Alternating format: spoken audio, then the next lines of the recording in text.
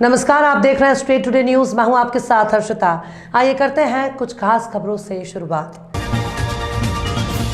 मुख्यमंत्री जी के साथ अब्दुल्लागंज के स्कूली बच्चों ने पौधारोपण किया। इनमें ब्राइट विद्यालय, क्राइस्ट विद्या भवन, चाणक्य विद्यालय और सरस्वती शिशु मंदिर अब्दुल्लागंज के कक्षा 9वीं और 10वीं के छात्र छात्राएं शामिल रहे। स्कूली बच्चों ने जनजातीय संग्रहालय भी देखा और मुख्यमंत्री के साथ फोटो खिंचवाई। कई बच्चों ने सेल्फी भी ली और कहा कि हमारे मामा सबसे अच्छे हैं। बच्चों के उत्साह से प्रसन्न मुख्यमंत्री ने कहा कि आदरणीय प्रधानमंत्री नरेंद्र मोदी जी ने देश में नई शिक्षा नीति 2020 लागू की है। इस नीति के अंतर्गत ऐसी गतिविधियों पर जोर दिया गया जिसमें बच्चे विद्यालय और किताबों से कुछ समय बाहर निकालकर विज्ञान, विभिन्न संग्रहालय, स्मारक और प्राकृतिक मनोरम स्थल देखें ताकि वो व्यवहारिक जीवन के भी साक्षी बने। मुख्यमंत्री शिवराज सिंह के साथ आज शर्मा परिवार के अलावा स्कूली बच्चे टीचर के साथ पौधारोपण भी किया।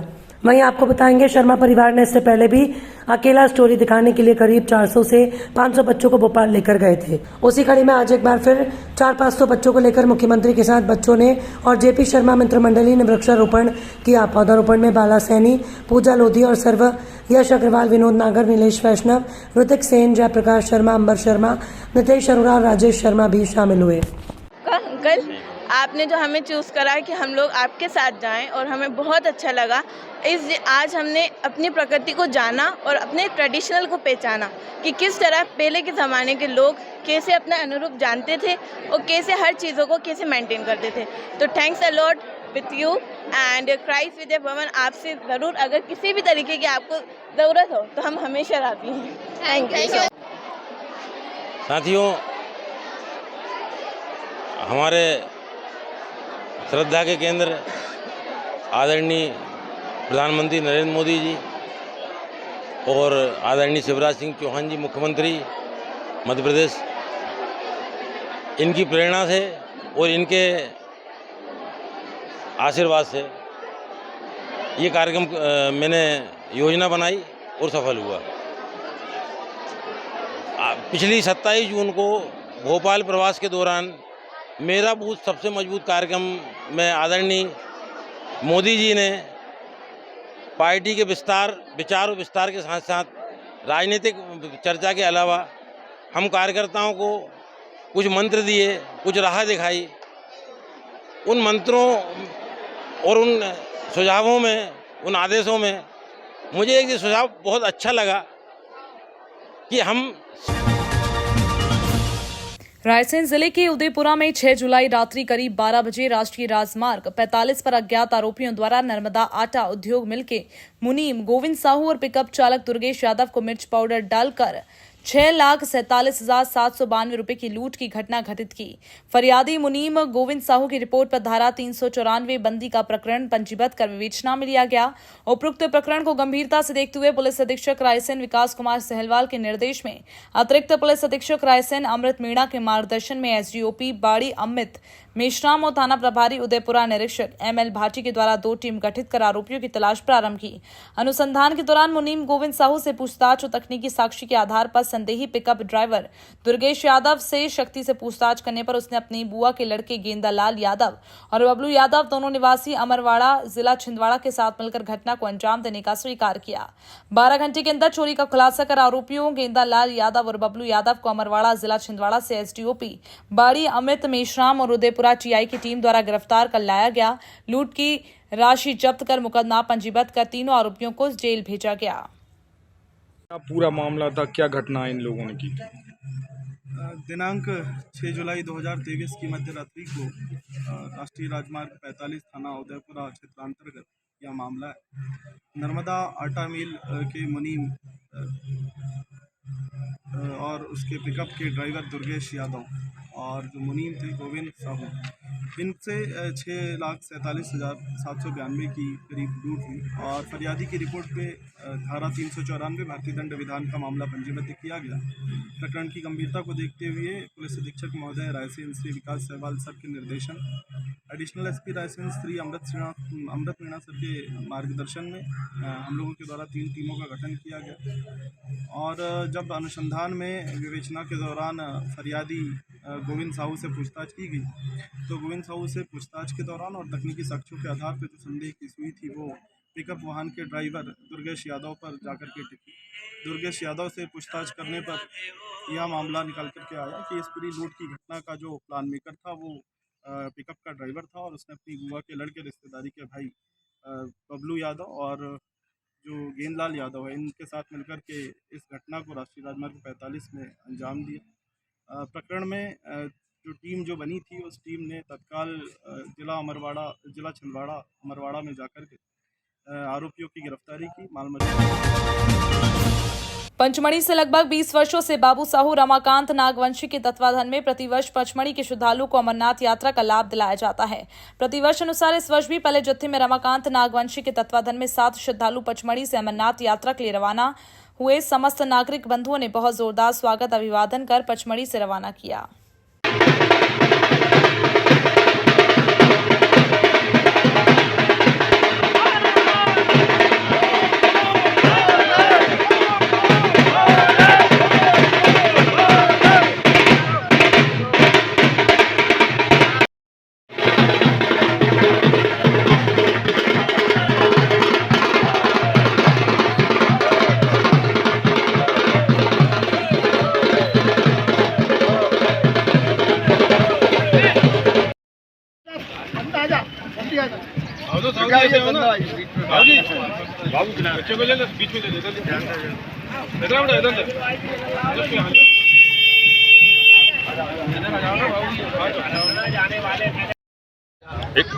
आइए हम बात करते हैं आज से 15 साल पहले से यहाँ के जो अमरनाथ यात्रियों को ले जाने वाले मुखिया हैं बाबू भैया और रमाकांत नागवंशी जी से कि इस बार कैसी तैयारी और कितने लोग यहाँ से अमरनाथ जा रहे हैं। वो लोग यहाँ से पचमढ़ी से 7 लोग जा रहे हैं और हम लोग 15 साल की यात्रा कर रहे हैं।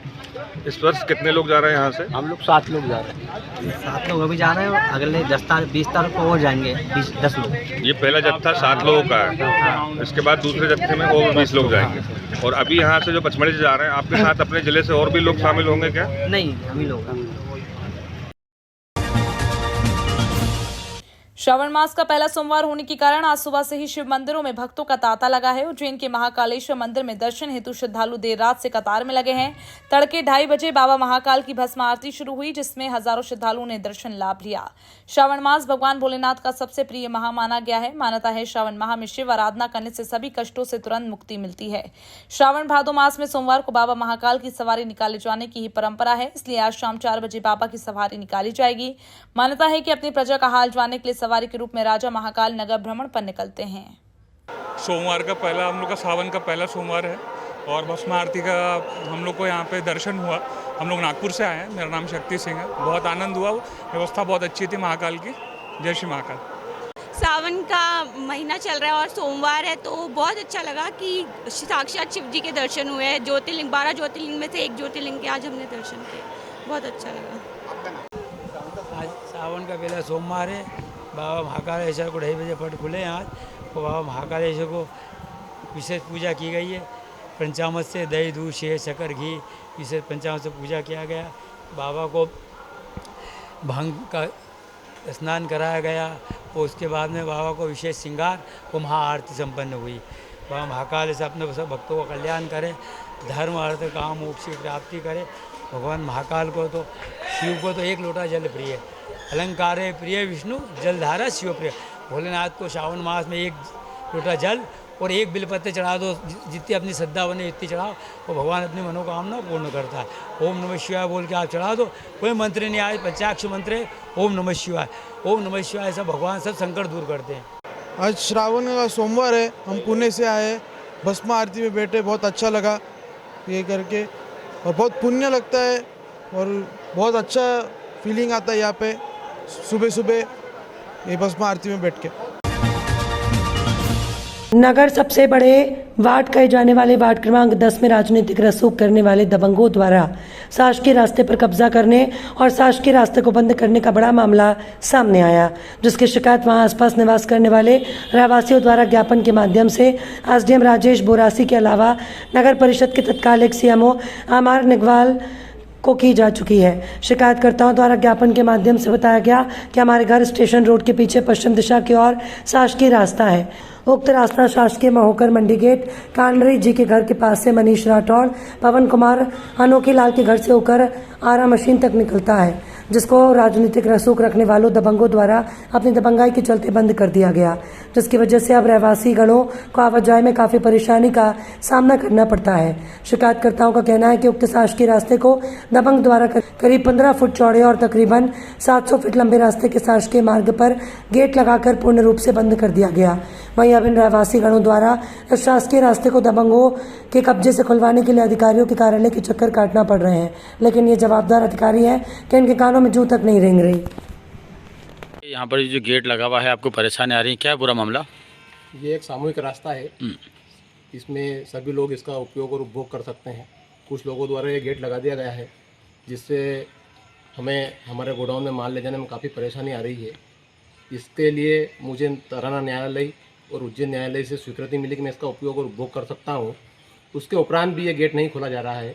मैंने सभी जगह शिकायत भी करी है, मैंने नगर पंचायत में भी लिख कर दिया है, तहसीलदार को भी दिया है, एसडीएम सर को भी दिया है, लेकिन इस पर कोई कार्रवाई नहीं की जा रही है। तो ये जहाँ हम अभी खड़े हैं वर्तमान में, ये शासकीय रास्ते में आता है कि आपके पूर्व भाई ने बताया है, तो आपका भी मकान आता है, आपको भी परेशानी आती है, आपके द्वारा क्या इसमें एक्शन लिया गया, कार्रवाई की? और मैंने एसडीएम साहब को, तहसीलदार साहब को और नगर पंचायत में तीनों जगह आवेदन दिए और हम सभी लोगों ने मिलकर आवेदन दिए। 181 पे भी शिकायत की गई। अधिकारियों द्वारा मेरे ऊपर प्रेशर डाला गया कि आप शिकायत वापस लो, हम 8 दिन में खोल देंगे। मैंने साहब आप 8 दिन में खोल दो, मैं 8 दिन बाद शिकायत ले लूँगा। मैंने उनको आके दिखाया, आप भी देखें यहाँ पर कि दबंगों की कितनी हिम्मत है कि यहाँ पर रोड पे ही उन्होंने होल लगा रखा है और दबंगों द्वारा मुझे धमकी दी गई कि तुमसे जो बनता हो कर लो, ये गेट आज खुलेगा ना कभी खुलेगा, तुम्हें जहाँ जाना वहाँ चले जाओ, तुम भोपाल चले जाओ, दिल्ली चले जाओ, लेकिन ये गेट कभी नहीं खुलेगा और ये रास्ता हमेशा ही बंद रहेगा। जैसा कि शासकीय रास्ता है, तो इसके लिए आप आगे कहाँ? अपनी 10 सूत्रीय मांगों को लेकर नर्सिंग ऑफिसर एसोसिएशन के बैनर तले जिले भर के नर्सिंग कर्मचारियों ने चरणबद्ध आंदोलन के तहत सोमवार से अनिश्चितकालीन हड़ताल शुरू कर दी।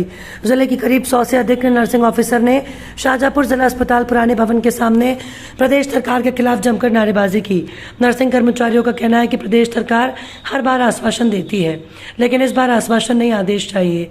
उन्होंने कहा कि हमारी मांग है रात्रिकालीन आकस्मिक चिकित्सा भत्ता स्वास्थ्य विभाग के चिकित्सकों को 500 रुपये प्रति रात्रि दिया जाता है। ऐसे में नर्स और अन्य पैरामेडिकल कर्मचारियों को 300 रुपये प्रति रात्रि आकस्मिक चिकित्सा भत्ता दिया जाए। नर्सों को वेतन वृद्धि का लाभ दिया जाए। नर्सिंग स्टाफ को पदोन्नति का लाभ दिया जाए। नर्सिंग ऑफिसर एसोसिएशन की जिला अध्यक्ष पिंकी चौहान ने बताया कि पूरे प्रदेश में नर्सिंग ऑफिसर के द्वारा अपनी 10 सूत्रीय मांग को लेकर अनिश्चितकालीन हड़ताल शुरू की गई, जिसके तहत शाहजहांपुर जिले के सभी नर्सिंग कर्मचारी हड़ताल पर हैं। शाहजहांपुर की समस्त नर्सिंग ऑफिसर जो हैं आज काम बंद हड़ताल पर बैठी हुई है और ये काम बंद हमारा तब तक रहेगा जब तक कि हमारी 10 सूत्रीय मांगे सरकार कंप्लीट नहीं करते। हम इस बार हर बार की तरह सिर्फ आश्वासन से नहीं मानने वाले। इस बार हमारी सरकार को हमारे लिए आदेश निकालना ही होगा। जब तक कि सरकार हमारे लिए आदेश नहीं निकालता हम ऐसे ही काम बंद करेंगे।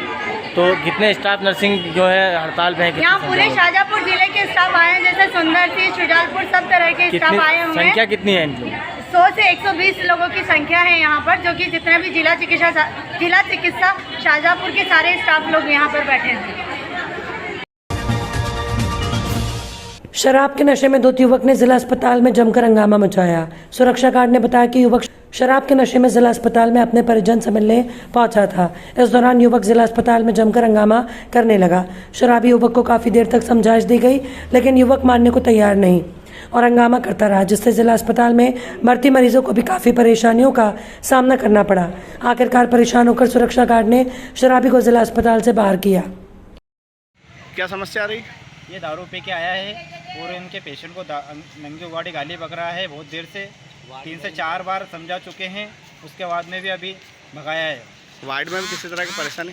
हाँ, परेशानी कर रहा था, लोगों भी परेशान हो रहे, शिकायत कर रहे थे कि भैया देखो ये बार बार आ रहा है, तो मैं भोजन करने गया था और गाली बक रहा था। तो उसका जीजा है, लिखो आप तो। दारू पी के आओगे? हाँ, मजबूरी में दारू पीने पड़ी। चलो और चलो ठीक है, आप तो वीडियो बनाओ और ठीक है ना। काय के लिए पिए दारू तुमने? मैंने मजबूरी थी मेरी पी ली। तो यहाँ अस्पताल में हंगामा बोले क्या है ये नहीं गाँव साहब इनको बताओ। अस्पताल में हंगामा क्यों कर रहा हो? इनको तो बताओ। अस्पताल में हंगामा क्यों कर रहा हो? क्यों बच्चों से मिलने नहीं जाऊँ क्या? तो दारू पी के जाओगे? अच्छा भले जा रहे हैं तो रात जोड़ की बिंदी जा जानो। दारू पी के मारपीट कर रहा हो अंदर? भाई को गाली गुप्ता कर रहे हो। चलो चलो चलो दारू पी के गाली गुप्ता करते हो आगे।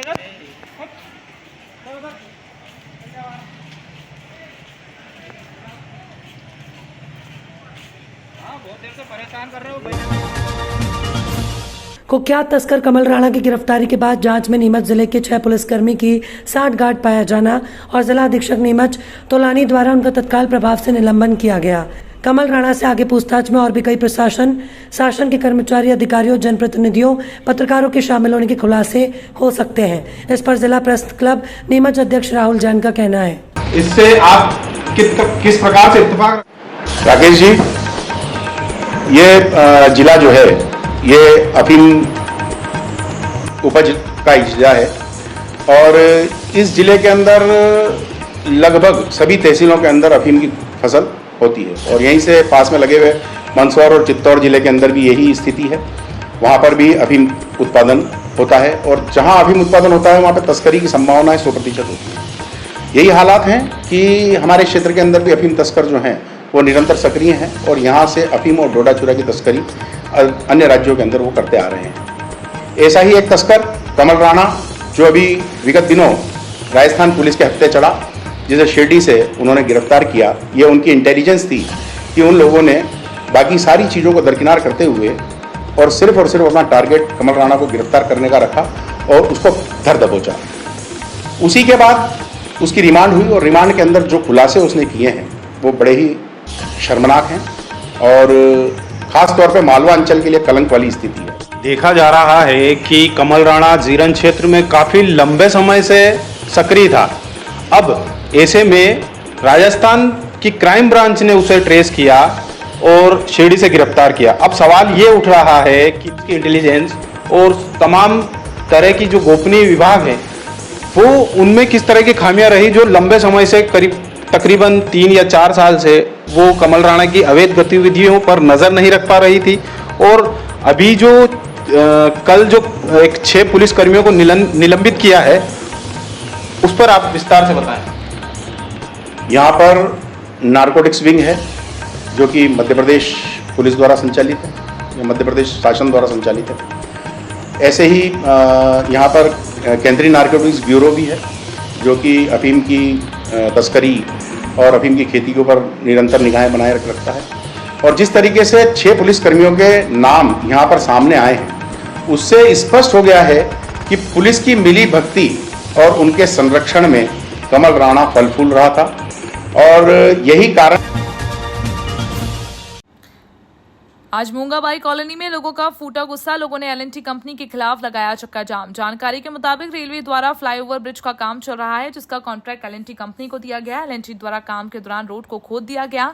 बारिश में पूरा रोड कीचड़ से भर गया जिससे लोग आए दिन गिर रहे हैं और चोटिल हो रहे हैं। बारिश के कारण अब तो निकल भी नहीं पा रहे जिससे गुस्साए लोगों ने जाम लगा दिया है। आलम यह है कि रोड को आगे 3 पुलिया के पास जिसे CNW जाने वाली रोड बोलते हैं उसी पर तरह बंद कर दिया गया है। डायवर्शन रूट भी नहीं दिया गया जिससे लोगों कहीं ना कहीं जा सके। इससे लोगों का गुस्सा और फूट गया। आज घटना स्थल पर एल&टी के ऑफिसर आके देखा और जांच पड़ताल की। 1 दिन में समस्या का हल होने का आश्वासन दिया गया जिससे लोगों ने कहा कि अगर कोई नहीं सोल्यूशन निकला तो जल्द उग्र आंदोलन प्रदर्शन करेंगे। इसमें उपस्थित जन थे पार्षद विनीत कुमार जायसवाल, चौकी भाईजान, मनोज गुप्ता, युवा कांग्रेस अध्यक्ष अंशु मिश्रा, ब्लॉक का अध्यक्ष कमल पांडे, समाजसेवी आशु तिवारी, एडवोकेट सुनील श्रीवास, छात्र नेता अजय खटीक, मीडिया प्रभारी शशांक गुप्ता, देवेंद्र घोसी, जितेंद्र यादव, अशोक तिवारी, साहिल, सचिन चौबे और मंगवाई कॉलोनी के स्थानीय नागरिक रहे। यहाँ पे आप मूंगाबाई कॉलोनी स्थित ये जो रोड है जिसमें रेलवे काम कर रही है, यहाँ पर हमारे सम्मानित जनप्रतिनिधि विनीत भाई, चौके भैया, ब्लॉक कांग्रेस के अध्यक्ष कमल पांडे जी और सम्मानित हमारी पार्टी के जो नेता हैं उनके द्वारा सूचना मिली कि यहाँ पर जनता का निकलना दूभर हो चुका है। बच्चे हों, बड़े हों, सब्जी वाले, ठेले वाले, फुल्की वाले, रोज़मर्रा की ज़िंदगी जीने वाले लोगों का जाना दूभर हो गया है। मैंने आते समय देखा कि एक महिला चप्पल हाथ में लेके और नंगे पैर इसको पार कर रही थी कीचड़ को। तो आज इसको लेकर यहाँ पर क्षेत्रीय जन में आक्रोश व्याप्त है, जिसको लेकर आज यहाँ पर हम सब उपस्थित हैं। क्यों नहीं बन पा रही, क्या कारण है? अभी काम चालू हो जाएगा आज से। अभी मैनुअली हम लोगों ने काम शुरू कर दिया है। अभी जेसीबी बुला के आज से ये भी काम क्लियर करना शुरू कर देंगे। देखा जाए तो अभी मीटिंग हुई थी आपके WCRMS के ग्रुप के साथ और एरिया मैनेजर के साथ भी मीटिंग हुई थी, और मैंने भी खबरों के माध्यम से जागरूक कराया, लेकिन फिलहाल अगर यहाँ से जो भी निकल रहा है वो गिरते पड़ते हुए नज़र आ रहा, फिर भी संज्ञान में बात नहीं आ रही। क्या कारण है इसका? देखिए, अभी ऐसा कि सीज़न भी ऐसा है कि कभी भी बारिश आती है। अगर हम काम चालू भी कर देंगे तो अचानक से बारिश आती है, उसकी वजह से गाड़ियों में जो चिपकी हुई मिट्टी रहती है टायरों, वो भी आके चिपक हो जाए। जैसा कि आपने कहा सीजन है, बारिश आ रही है, इसके पहले दुरुस्त करना चाहिए थी। उसके पहले हमने किया था काम, लेकिन मिट्टी जो साइड में था, जो साइड में जो मिट्टी है वो रास्ते के ऊपर आ जाती है और वो डेली वैसे यहाँ से देखा जाए तो पूरी कच्ची रोड है। यहाँ से कहाँ आपने काम किया होता तो रोड सही दिखती। काफी सालों से पत्रकार कॉलोनी के रहवासी मूलभूत सुविधाओं को लेकर परेशान हो रहे हैं। कई बार की शिकायत और ज्ञापन भी दिए, लेकिन कुछ भी आज तक नहीं हुआ। रहवासियों का कहना है कि चुनाव करीब आते हैं और नेताजी बड़े बड़े वादे और आश्वासन दिए जाते हैं, लेकिन जीतने के बाद फिर लौट कर नहीं आते हैं। रहवासी मूलभूत सुविधाओं के अभाव में गंदगी में रहने को मजबूर हैं। रहवासियों का कहना है कि चुनाव के वक्त नेताजी वोट लेने आते हैं और सुविधाओं के नाम पर सिर्फ आश्वासन दिए जाते हैं। वहीं जब इस बारे में नगरपालिका उपाध्यक्ष को इस बारे में सूचना दी तो वो मौके पर पहुंचे और रहवासियों की समस्या को देखा और समझा और बताया कि कॉलोनी 25 वर्ष पुरानी है, जिसका अब तक कोई उद्घाटन नहीं हुआ। बताया कि कॉलोनाइजर द्वारा आश्वासन दिया जाता है, लेकिन समस्या का निराकरण नहीं होता। बताया गया कि नगरपालिका की सीमा है, जो अविकसित कॉलोनी है उसमें वे काम नहीं कर सकते, सिर्फ चोरी मोहर्रम की व्यवस्था कर सकते हैं। सुशील कोचट्टा, अध्यक्ष नगर पालिका जावरा। शर्मा जी ने कल मेरे को टेलीफोन लगाया था, सुशील भैया हमारी कॉलोनी में आकर देखो, बहुत दिक्कत आ रही है, वो कीचड़ हो रहा है। उस संबंध में इधर आया था और वास्तव में देखा कि पूरी कॉलोनी के अंदर कीचड़ है, रोड बने हुए नहीं है और लोगों को, राहगीरों को, सबको ये निकलने में परेशानी आ रही है। हमारी एक लिमिट है, तो लिमिट का। क्या नाम है आपका? रवि सोनावाल। कौन सी कॉलोनी में रहते हैं आप? काटजू नगर में। क्या कुछ समस्या हुई आपको यहाँ पे? हमारी कॉलोनी में समस्या है, ये देखो आप, हमारी कॉलोनी की जर्जर व्यवस्था।